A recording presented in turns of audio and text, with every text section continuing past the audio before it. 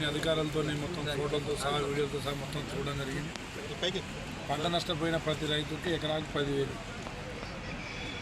గేదె అంటే ఏది పాడి ఎద్దు కానీ పశువు కానీ పోతే 50,000, గొర్రె కానీ మేక కానీ చనిపోతే 5,000 చొప్పున నష్టపరిహారం చెల్లించాలని అధికారులకు సూచించడం జరిగింది.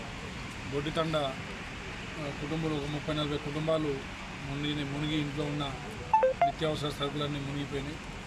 వాళ్ళకు ఇమ్మీడియట్గా 10,000 కుటుంబానికి 10,000 చొప్పున ముఖ్యమంత్రి గారు సహాయ నిధి కింద మరి అనౌన్స్ చేసి వెళ్ళారు.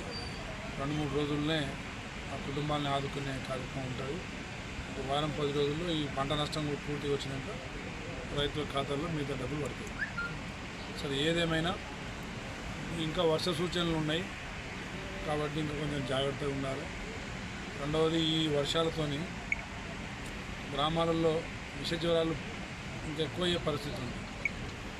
చికెన్ గున్యా, డెంగ్యూ, అదేవిధంగా మలేరియా, ఈ విష జ్వరాలు మళ్ళీ ఉధృతంగా పెరిగే అవకాశం ఉన్నాయి. కాబట్టి గ్రామాల్లో నాయకులందరూ అదేవిధంగా అధికారులు గ్రామ పారిశుద్ధ్యం మీద కొంచెం కాన్సన్ట్రేషన్ చేయాలి.